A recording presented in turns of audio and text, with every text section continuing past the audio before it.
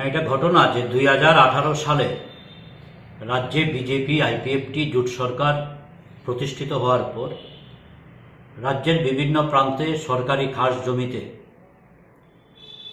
বিভিন্ন রাজনৈতিক দলের বিভিন্ন সংগঠনের যে অফিসগুলি ছিল, সরকার সিদ্ধান্ত নেয় সরকারি খাস জমিতে কোনো অফিস থাকবে না, তারা ভেঙে দেয়। এবং আমরা বর্তমান সময়ে লক্ষ্য করছি যে সরকারের এই সিদ্ধান্ত থাকার পরেও এবং একটা সময়ে 2018 সালে সরকার উদ্যোগ নিয়েছিল, কিন্তু বর্তমান সময়ে বিশেষ করে শাসক দল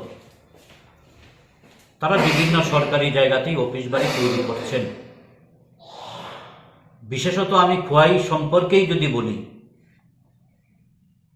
আমাদের খোয়াইয়ের বেশ কয়েকটি জায়গায় একেবারে খুদ শহরের প্রাণকেন্দ্র সুভাষ পার্ক এলাকায় টিআরটিসির যে জায়গা, সেই জায়গার মধ্যেও আমরা দেখছি সেখানে একটি কর্মচারী সংগঠনের, শাসক দলের কর্মচারী সংগঠনের অফিস রয়েছে।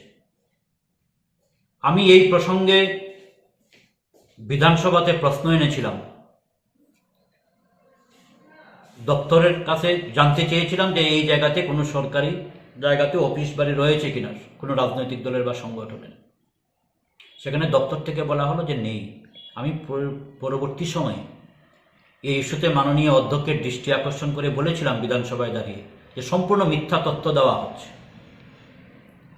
সেখানে অফিস দীর্ঘদিন যাবৎ একটি কর্মচারী সংগঠনের চালু রয়েছে, এবং শুধু এই জায়গাতেই না, আমি পাশাপাশিভাবে বলবো যে আমাদের খোয়াই মহকুমার পূর্ব রামচন্দ্রঘাটে শাসক দল বিজেপির মণ্ডল অফিস রয়েছে, জাম্বুরা এলাকায়, পূর্বগণকি এলাকায়, এমন আরও বেশ কিছু এলাকার মধ্যেই শাসক দলের সেখানে সরকারি জায়গার মধ্যে তারা অফিস তৈরি করেছে।